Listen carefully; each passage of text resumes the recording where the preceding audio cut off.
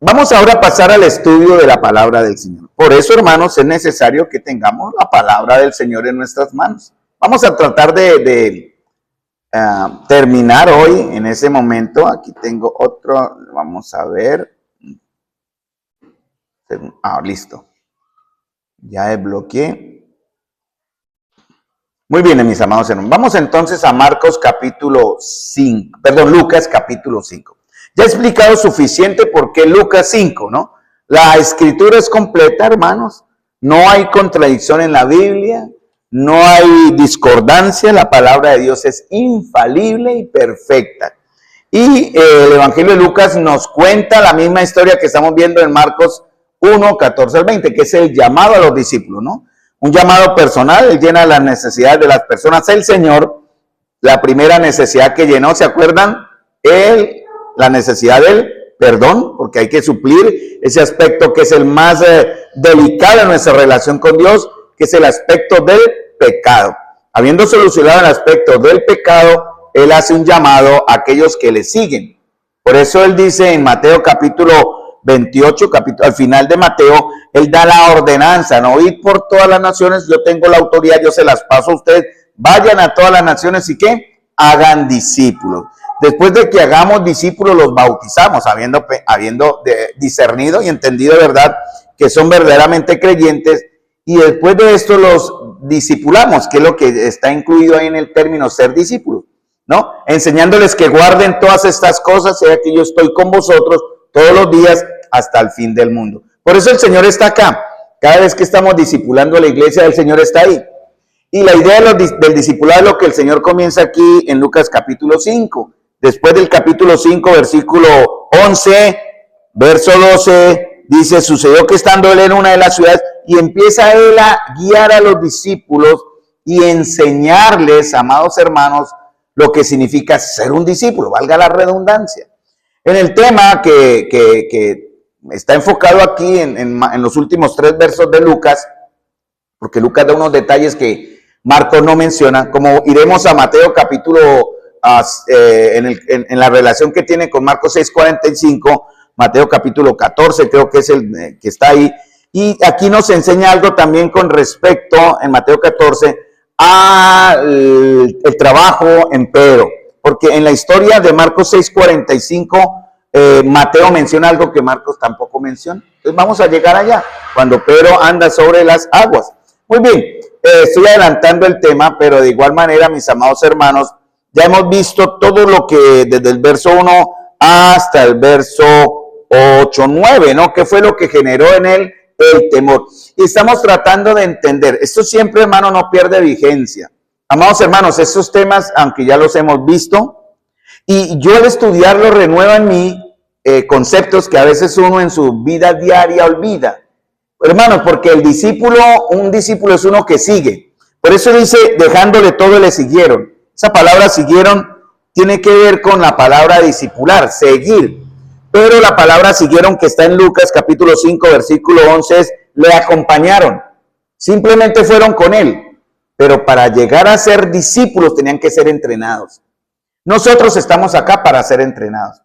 No hay excusa, varones y mujeres de la congregación del pueblo de Dios, para evitar, impedir, obstaculizarse ustedes mismos o no querer estar aquí congregados. No es simplemente por un mandato de Dios, hermano. Eso es algo que está en la palabra y eso no se puede cambiar. Es el deseo de estar aquí aprendiendo como discípulos del Señor. Ese es el punto. El maestro ya no está con nosotros, ¿no? Él partió, pero nos ha dejado su palabra. Y él en Juan capítulo 14, el 16, él dice, yo no los voy a dejar huérfanos. Les dejaré a alguien de mi misma esencia. Él habla del otro consolador. Se llama el Espíritu Santo. Y el Espíritu Santo corporativamente nos quiere entonces enseñar. Nos quiere hacer crecer como iglesia. Entonces, hermanos amados, cuando Zoom pare, hemos hablado, pero estamos preparando, obviamente, esta decisión ya está prácticamente para ser efectuada. Hermanos, ¿cómo vamos a ver la obediencia de los discípulos en la iglesia? Muy bien, entonces, Pedro comienza aquí en el versículo 8, al ver el milagro del Señor, él muestra una actitud que comienza con una emoción, siempre es una emoción, aunque el Señor la menciona en el verso 10, la emoción, verso 10 de Lucas 5, verso 10 habla de la emoción. Pero en Lucas capítulo 5, verso 9, él habla del sentimiento. Están al contrario. Humanamente tenemos emociones. ¿Cuál es la emoción humana? El miedo, el temor, ¿cierto? Pero el Señor cambia eso. A los que hemos creído en Él dice, no nos ha dado Dios espíritu de cobardía, sino poder, amor y dominio propio. Tener miedo no es malo, así que no nos asustemos por ser asustadizos. Pero algo que debe ser fundamentado en nosotros, madurado, es el sentimiento que se llama el temor a Dios. Eso solo viene con la práctica. Sustos vamos a tener todos los días. Yo cada vez sufro sustos cuando los señores de las motos se cruzan, cuando alguien me insulta sin yo no sé por qué, si lo crucé, si lo asusté, y sustos cuando uno ve cosas que ya estamos, como dice Eclesiastés capítulo 12, ¿no? Ya en los tiempos donde todo nos asusta, hasta nuestra propia sombra, ¿cierto? Ya los viejitos nos asustamos.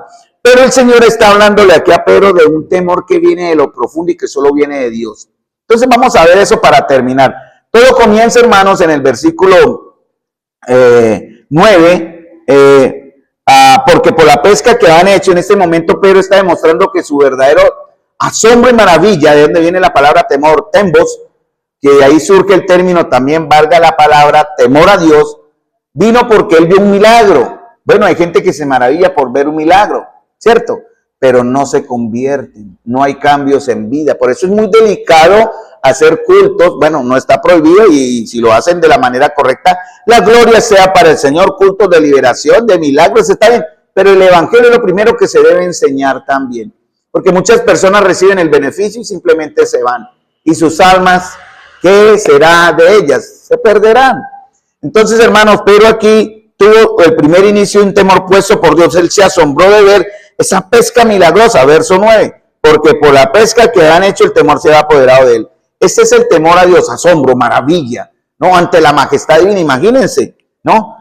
Solamente quienes fueron testigos de este acto pudieron darse cuenta verdaderamente lo que había sucedido. Pero su hermano Andrés, Jacobo y Juan y otros más que estaban ahí, pero solamente 4 le siguieron cuando él hizo el llamado. Lo mismo pasa en la iglesia, hermanos. Él va a hacer el llamado a toda la iglesia, pero solamente algunos le seguiremos, y los demás simplemente observadores, simplemente acompañantes, simplemente participantes en la comunión de una iglesia cristiana, pero no discípulos. Y eso es lo que queremos mejorar, hermanos, y lo que deseamos en el Señor, cambiar y madurar para la gloria de Dios. Eso no es capricho del hombre. Entonces, todo comienza, verso 9, con la adoración. Recuerden, la oración verdadera, el entender quién es Él, me tiene que llevar a adorarle. Entonces, lo primero que tenemos que profundizar es quién es Él. Entender quién es el Señor al cual nosotros servimos. Quién es el Señor que está aquí. Quién es el Señor que salvó nuestras almas, ¿no? Después de eso, la reacción inmediata es la humillación, porque ahí vamos a entender quién soy yo. ¿Quién soy yo? ¿Qué he recibido de Él? Gracia y misericordia. Y eso me tiene que llevar, es una acción continua y a la vez está relacionada a la acción, porque en gratitud nosotros le servimos, no por obligación, ¿no? Entonces, eso lleva a una acción.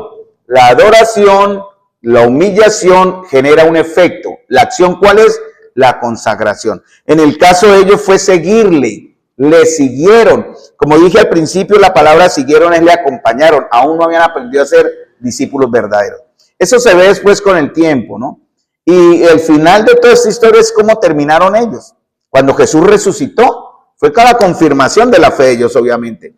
Pero ¿cómo confirmaron ellos que verdaderamente habían creído? Cuando dieron su vida por aquel que ya había entregado la vida por ellos.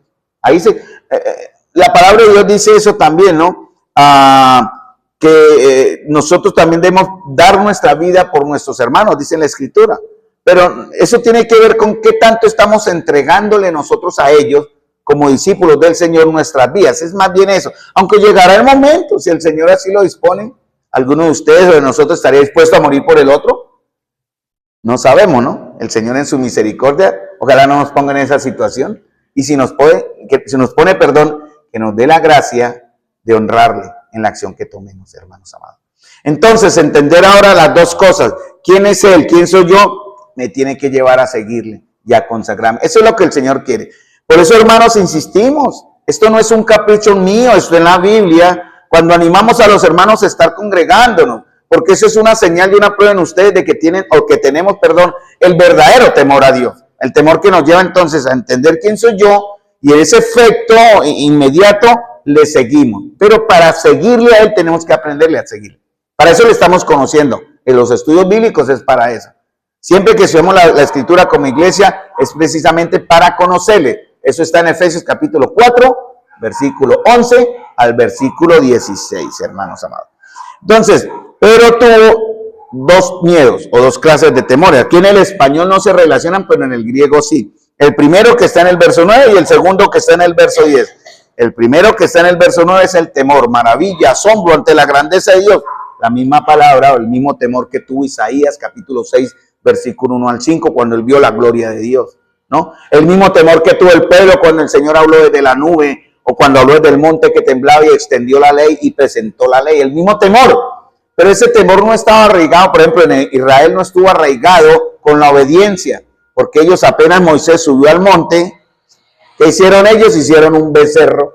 Y así somos nosotros, decimos al primer momento, tememos a Él porque tenemos esa parte emocional, que es el miedo. Aparentemente el temor no es el temor real, es el miedo, eso es emocional, nuestras emociones van a cambiar. Pero el verdadero temor a Dios, mis amados hermanos, está arraigado. Y ese temor a Dios tiene un ingrediente, tiene dos ingredientes, mejor dicho, tienen que ver con la fe, ¿no? Juan capítulo, creo que lo tengo así, primera Juan capítulo 4, versículo 18.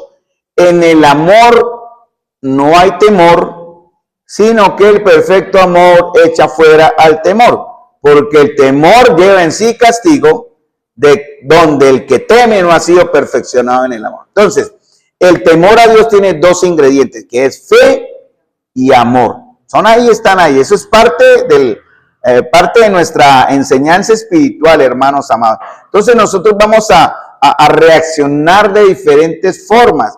No está mal temer ni tener el miedo humano, somos humanos, ¿no? Nadie puede decir nunca he tenido miedo, pero ese miedo no es el que nos debe controlar, es el temor real a Dios, ¿no? Por eso dice el Señor en Timoteo que el Señor nos ha cambiado esos temores, en cierta manera. Nosotros aún seguimos viviendo en ellos, temor a la incertidumbre al futuro. Ayer los chicos me ayudaron a cambiar unas bujías, gracias a Dios, pero a mí me dio temor, porque uno me partió una bujía. Y yo dije, Dios mío, que se vaya un pedazo de esa bujía rota dentro del bloque, me friegue. Pero yo no dije nada, pero sí con gratitud, y les agradecí mucho, y ellos saben que estoy muy agradecido por la ayuda que me dieron al cambiar las bujías. Temores, hay temores que son tontos, hay temores que son respetables, pero ese es el temor humano. Entonces no está mal tener miedos, pero lo que sí está mal es que esos miedos nos controlen. Por eso el Señor comienza a trabajar eso en los discípulos, los enfrenta a la tormenta, los enfrenta a un endemoniado, los pone a sanar a un muchacho con un demonio y ellos no saben qué hacer, ¿no? ¿Cierto? El Señor dice, hombres incrédulos, tardos para oír, ¿no? Duros de corazón, les dice, este género no sale sino con oración y ayuno. Porque la oración, hermanos, es parte fundamental de un discípulo. Un discípulo no puede decir, yo sigo a Jesús, y simplemente, nada, solamente de nombre, la etiqueta, no, hermanos.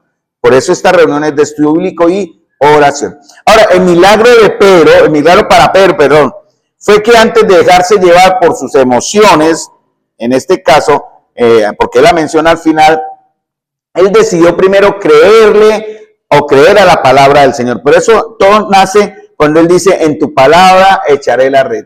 Entonces, otro componente, el verdadero temor a Dios está compuesto de la fe y el amor. Eso nos va a dar un aspecto que muchos no tienen, que es la sabiduría.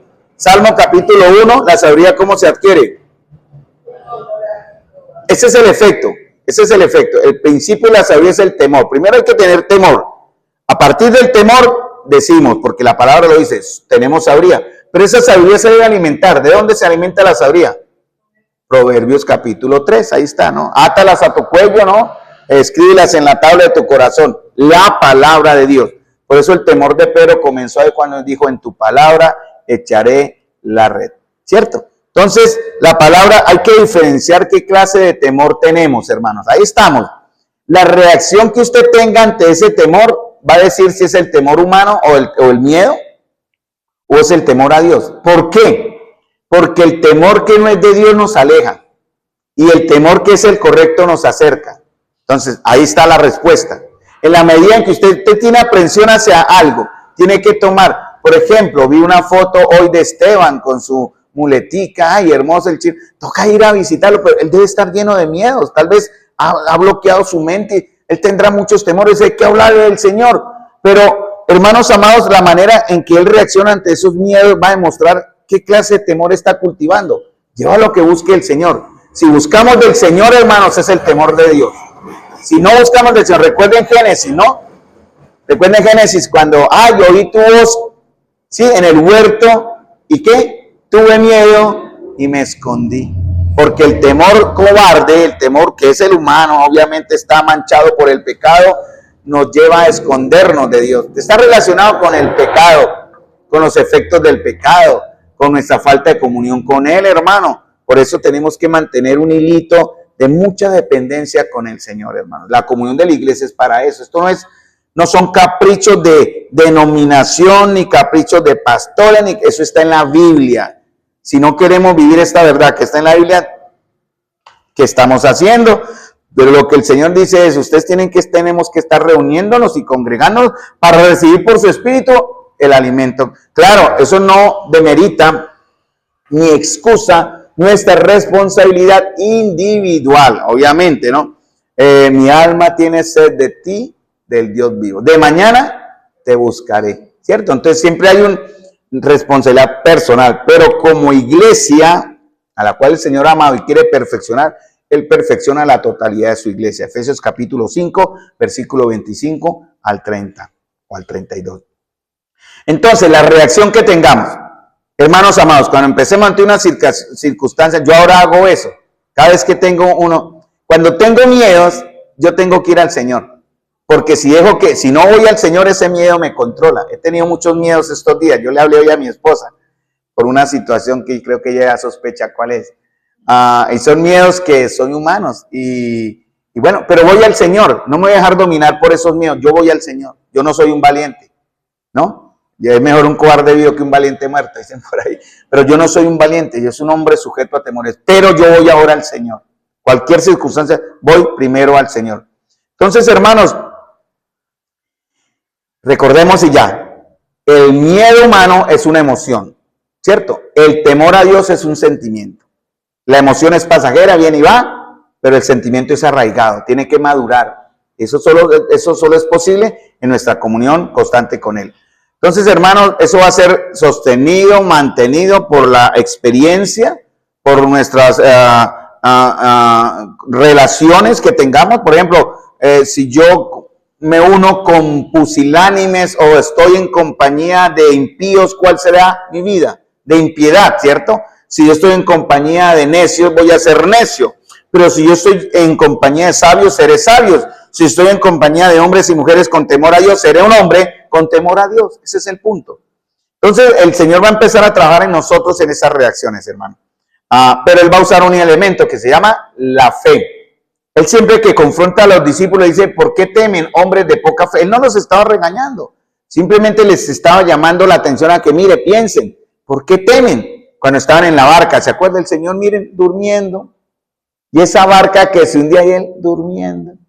¿Por qué? ¿Porque Él podía calmar la tempestad? No, porque Él tenía fe. Y Él tenía fe que, ahí está el aspecto humano del Señor, ¿no? Él usó lo divino, calmó la tempestad. Y aquí en Marcos capítulo 6, 45 y en Mateo capítulo 14, Él va a calmar la tempestad de una manera, y va a ser un milagro maravilloso. Los discípulos, les adelanto rapidito, los discípulos iban remando con fuerza, con fuerza, con fuerza.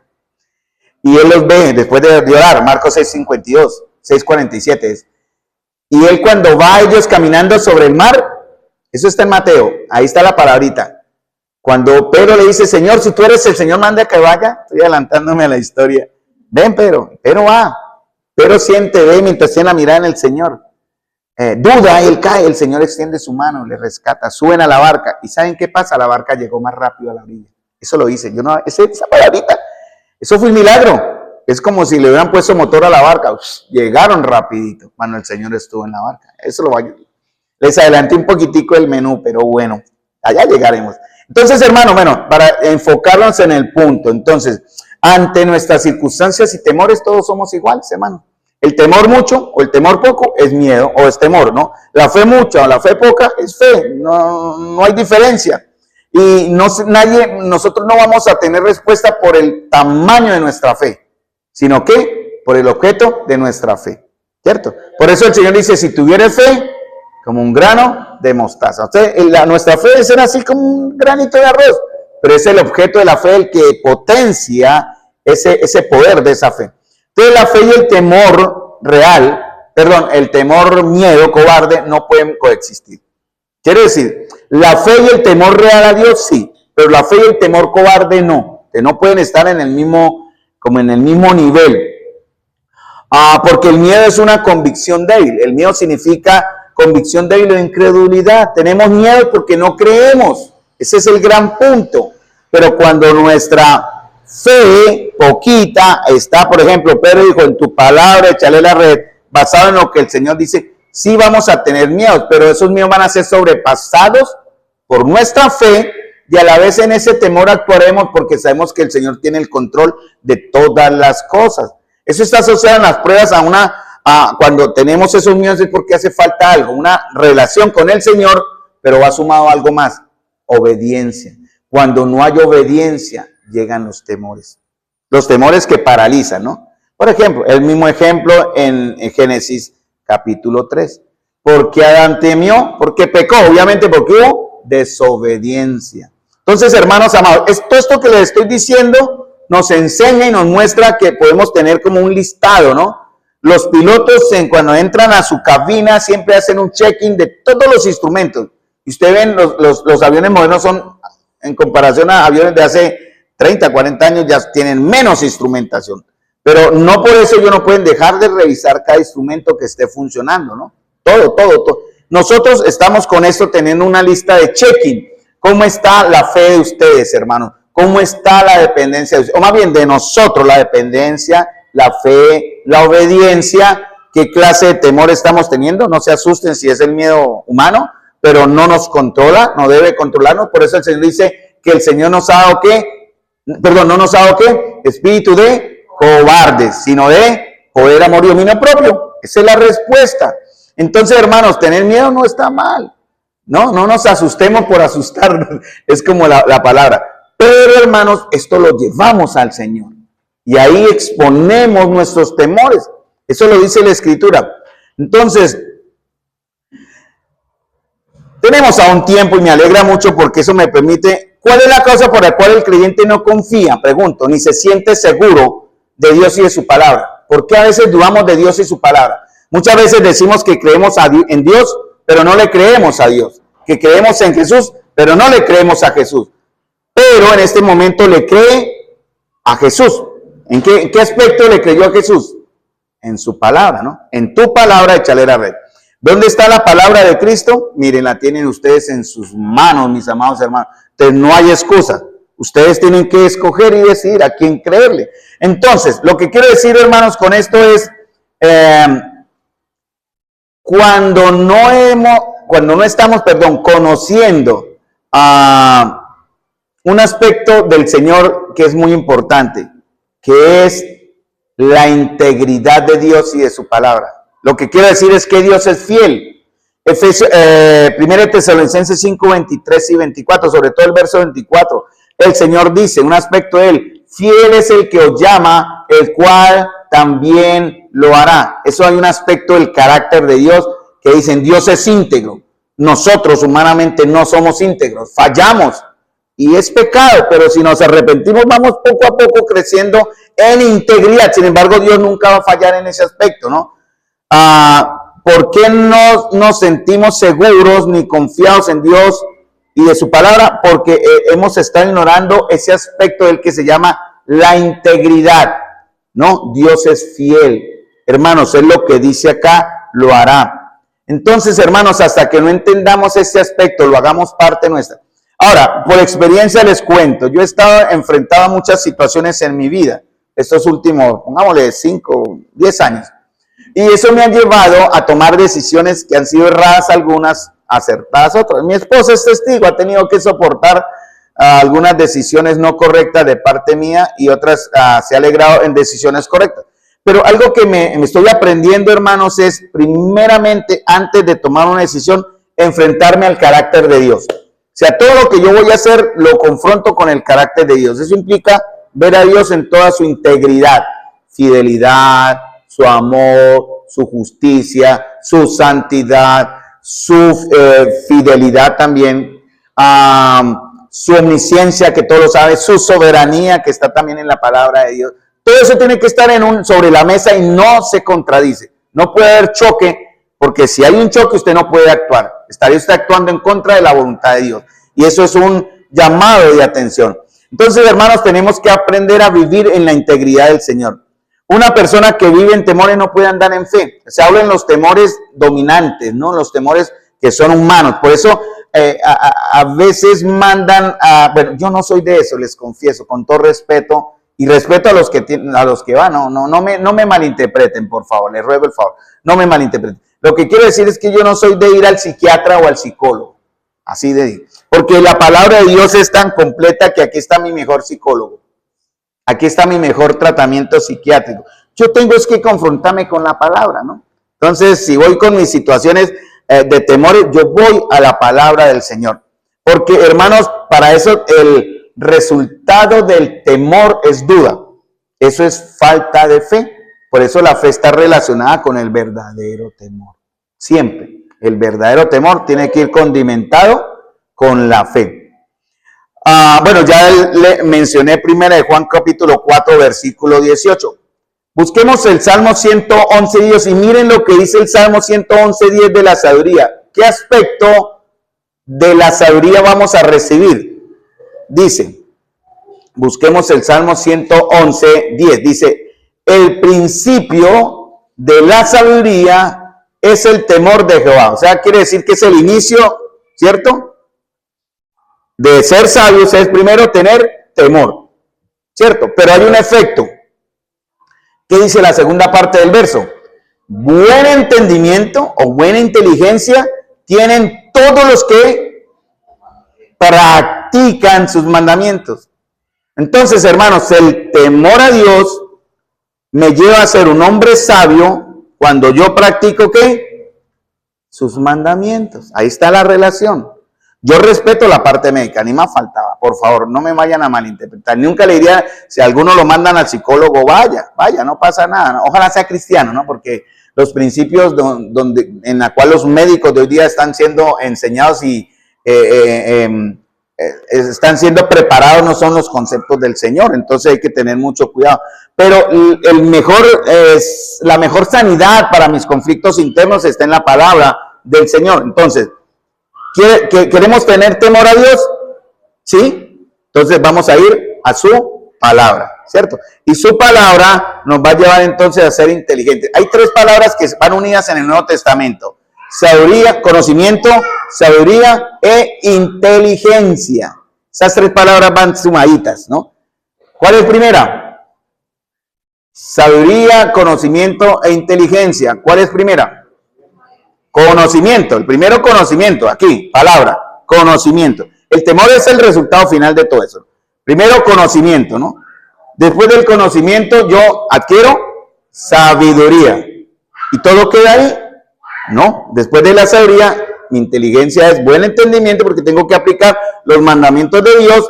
Salmo 111:10. Desde ahí muestro mi inteligencia. Eso es lo que Pablo ora en Colosenses y en Efesios. Yo oro porque seamos llenos de todo conocimiento y sabiduría. Resultado final, temor a Dios. ¿Y cómo se sabe eso, hermano? Porque se ve. Se puede ver en la persona. Se puede ver en la iglesia. Eso es algo que es corporativo también. Eso es algo, mire, hermanos, el temor humano se contagia. Ahí sí era como en la pandemia, usted puede usar todos los tapabocas que quiera, pero usted contagiaba el miedo. Yo llevé gente miedosa por todos lados. Yo nunca dejé de trabajar en pandemia y nunca me enfermé. Bueno, por la gracia de Dios, obviamente. Hubo otros que sí. Yo llevaba a personas, entraban forradas de aquí a aquí, eso parecían extraterrestres. Yo, todo forradas, porque tenían miedos, temores, ¿cierto?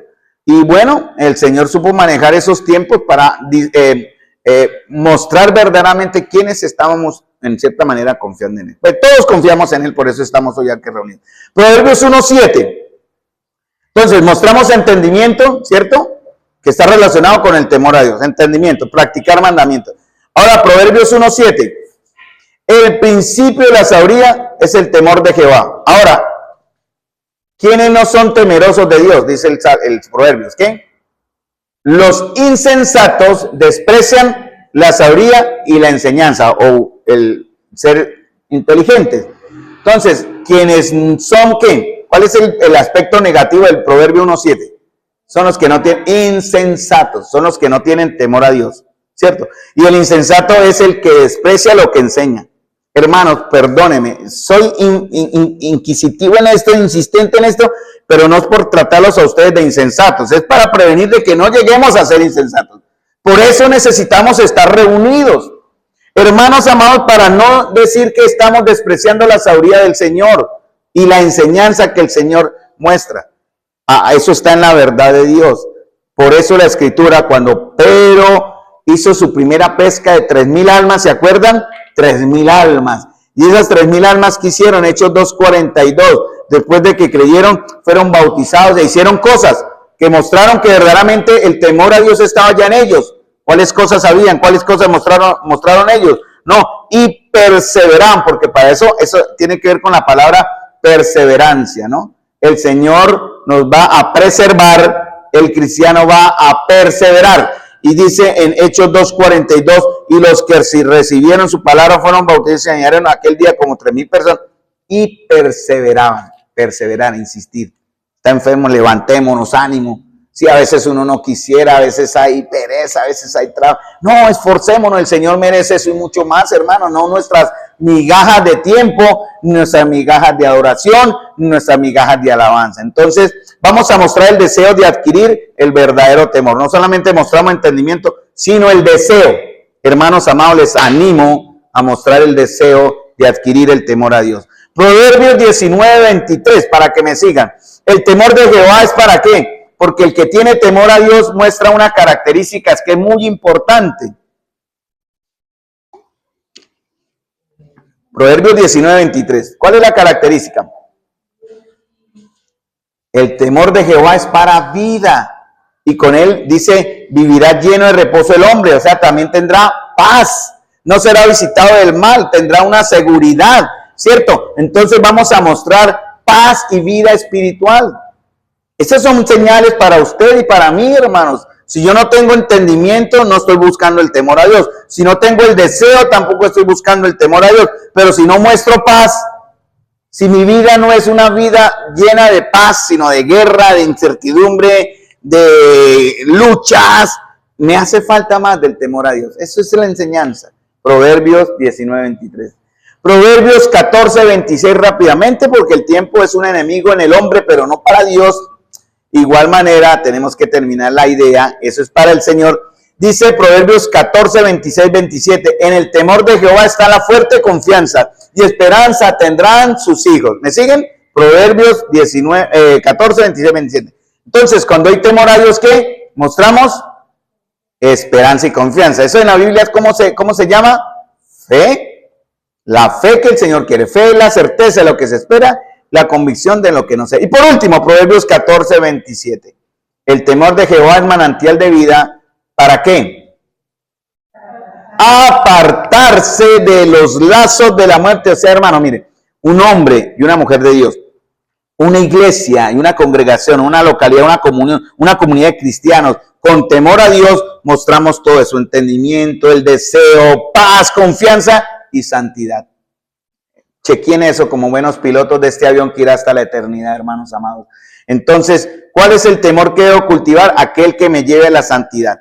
2 Corintios 7:1. Voy a correr un tricito, me disculpan, no me gusta, pero dice 2 Corintios 7:1. Como tenemos estas promesas, queridos hermanos, purifiquémonos de todo lo que contamina el cuerpo y el espíritu para completar en el temor a Dios la obra de nuestra santificación. Nueva versión internacional, creo que lo copié de ahí. Sí, creo que es esta. Pero ahí está, 2 Corintios capítulo 7, versículo 1. Entonces, ¿cuál es el temor que debemos cultivar, hermanos? Temor a Dios. ¿Cuál es el temor que debemos controlar? Porque eso no se puede evitar. Va a estar con nosotros hasta que muramos. El miedo, el phobos, ¿no? El miedo. Pedro tuvo los mismos. Y los discípulos lucharon con eso toda su vida. Miren, cuando el maestro se lleva a Pedrito, a Jacobito y a Juan a orar, acompáñenme mientras yo voy a llorar. ¿Cierto? ¿Se acuerdan? ¿Se acuerdan en Getsemaní? Él se va a orar. Y cuando llega encuentra a estos discípulos tan queridos de él, ¿qué estaban haciendo ellos? Se durmieron, hermano, en un momento tan delicado y se durmieron. Y el Señor los excusa, el Señor les entiende, ¿no? El espíritu está dispuesto, pero la carne es débil. Entonces, hermanos, ¿y qué pasó después? Levantaos, he aquí se acerca el que me entrega. Y apenas el traidor besó su mejilla, ¿qué hicieron sus discípulos? Salieron todos volando. Nadie le acompañó. Incluso dijo, Señor, moriré contigo. El más bocón, eso es el que está trabajando aquí. Pero fue el primero que corrió. Yo creo que fue el primero. Y Marcos, que más de adelante Pedro le cuenta la historia, porque Pedro es el autor de Marcos, sale y dice que se deduce o se llegó a ese punto a entender que aquel joven que huyó medio con una sábana envuelto era el mismo Marcos que estaba ahí. Eso está en Marcos, también joven que salió huyendo. Dicen que era el joven Marcos. Sí, hermano, el temor. Entonces, término, fe y temor son dos polos opuestos. Son incompatibles. El Señor termina verso 11. Ahí. No temas, no tengas este miedo que paraliza. Y cuando trajeron a tierra las barcas, no temas, desde ahora serás pescador de hombres. Y cuando trajeron a tierra las barcas, dejándolo todo, lo siguieron. Y en realidad la palabra siguieron, ya lo dije ahorita, es simplemente empezaron a acompañarle. ¿Sí? Empezaron a ir con él, junto con él. Nosotros como discípulos estamos llamados a ir junto con él. Pero hermanos, también estamos llamados no solamente a seguirle, a acompañarle, porque algunos son simplemente compañeros de viaje. Son simplemente acompañantes en ese camino. Hermanos, los discípulos del Señor no somos acompañantes del camino. Los discípulos del Señor seguimos al Maestro. Y por tanto, eso va a ser una, digamos, bola de nieve, o digamos, un efecto natural. Si usted es un verdadero discípulo, va a ser otros discípulos. Ese va a ser el efecto, va a ser el resultado. Y dice aquí que dejándolo todo, le siguieron. ¿Qué dejaron ellos? Zebedeo dejaron a su padre en la barca, dejaron a sus empleados, dejaron todo lo que les daba seguridad material, sus barcas, su posesión. ¿Qué los llevó a seguirle? Hermanos, eso es lo porque ellos entendieron. En el temor a Dios le adoraron, en el temor a Dios se humillaron y en el temor a Dios les llevó a seguirle a pesar de las consecuencias. Más adelante el Señor se llama, creo que en Marcos está más adelantico esa historia, a Leví el publicano, ¿se acuerda? El odiado. Y le dice, tú sígueme. Y Leví, ¿qué hizo? Más tarde, espere, termino mi jornada que es hasta las 4. Dejó todo, dejó hasta la plata que tenía que entregarle a Roma. Claro, él estaba guardado por guardia, ¿no? Porque si solo lo mataban, porque los publicanos eran odiados. Y Leví le sigue, ¿por qué? Porque el Señor llenó esa parte espiritual de él. Desde ahora serás pescador de hombres. Y el verbo aquí pescador, que está aquí en el verso 10, significa atrapar vivos. Esa es la palabra que da. No es pescar, no es pescar para matar, es atrapar para dar vida. Es que la idea que da, esa es una palabra que dice aquí, un verbo que figura aquí en pescador de hombres, que significa atrapar vivo. Interesante, ¿no? Esa connotación que da esa palabra.